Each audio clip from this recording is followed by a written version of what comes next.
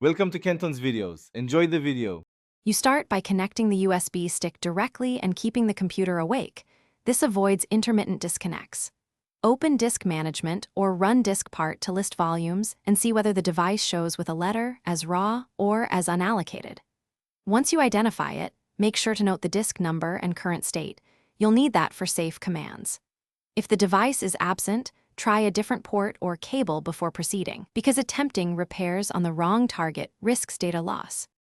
Now you repair the file system and restore access.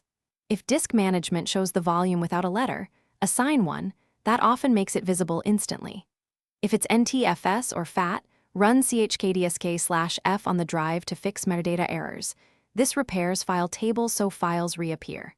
If chkdsk fails and you've backed up, use diskpart to clean, create partition, and format. Do this only when you accept data loss. Make sure to verify the correct disk number before any destructive command. Finish by attempting non-destructive recovery if needed. Run test disk or photo rec to pull recoverable files before any format. Once you've recovered or decided to wipe, format the partition with NTFS or XFAT depending on use, then test read/write and safely eject to confirm persistence. If the drive remains hidden after these steps, update USB and chipset drivers or plug into a Linux system to check partitions. This often exposes drive issues.